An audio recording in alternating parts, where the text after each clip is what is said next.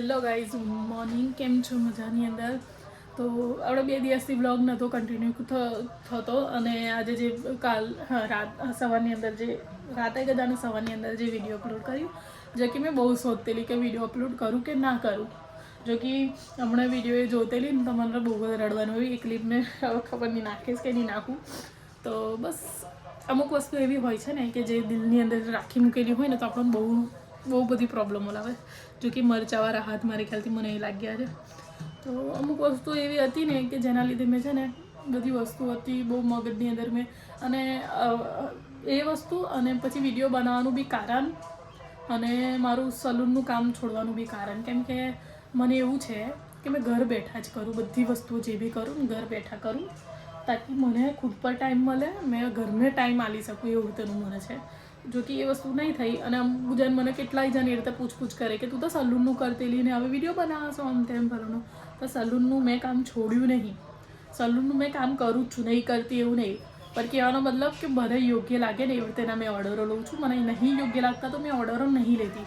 બાકી તો મારા ઓર્ડરો હોય છે જ નહીં હોતા એમની. મને નહીં યોગ્ય લાગતા તો મેં નહીં કશું વસ્તુ ઓનલાઈન હમું બહારથી. કંઈ એવું જરૂરી નહીં કે મારું એ જ કોમ છે. મને એવું હતું કે મેં શીખું. જો પહેલાં મને આવડતું આવડતું એવું નહીં, પણ કહેવાનો મતલબ કે થોડુંક વધારે શીખવું એ રીતેનું મેં જોબ કરી. જોબ એવું હતું, કોમ કરે છે એવું બધું હતું.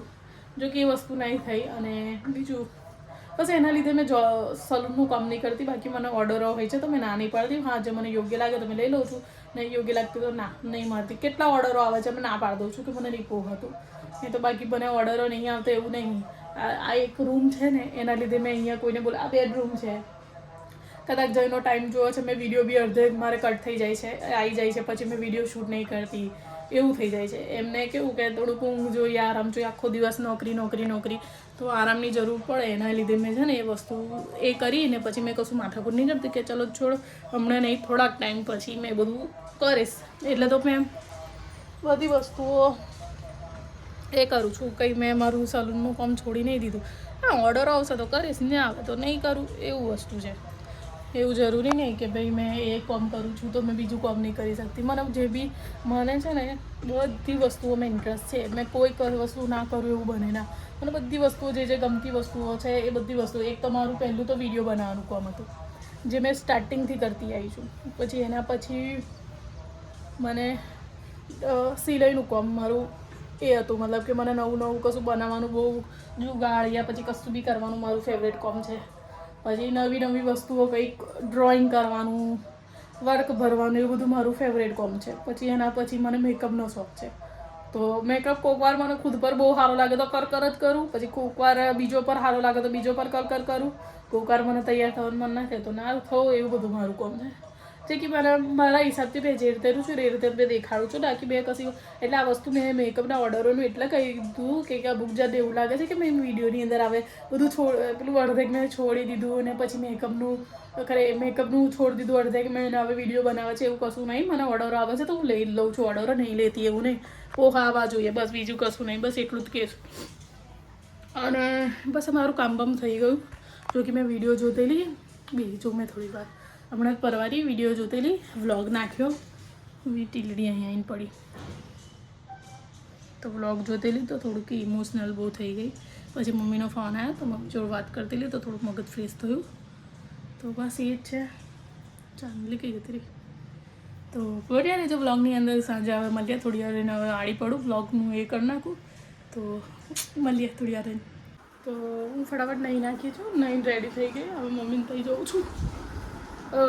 અહીંયાથી થઈ મને બહુ કંટાળો આવે છે, પણ હવે જવું પડશે. 2-3 દિવસ જઈ આવું છું થઈથી અહીં. તો એનું માહોલ થોડું ઠીક નહીં, ઠીક થતું નહીં એટલું તો પ્રોબ્લેમો વધ કરે છે.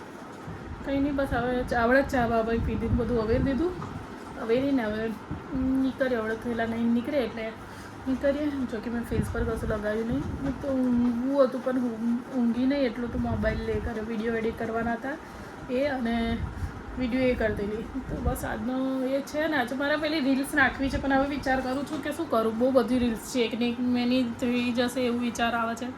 પછી એવું થાય છે કે આટલી મહેનત કરીને બનાવી છે તો શું કરું, નાખી દઉં ને એવું થાય છે. હવે જોઉં છું ઘર જઈને એડિટ કરવાનો ટાઈમ મળ્યો તો એડિટ કરી નાખીશ ને અપલોડ કરી નાખીશ. તો કંઈ નહીં, બસ બની રહેજો. હું મમ્મીને ત્યાં હવે થોડી વાર નીકળું. તો બસ આ એટલે આજે વ્લોગ થોડો શોર્ટ હશે, બહુ લોંગ નહીં હોય.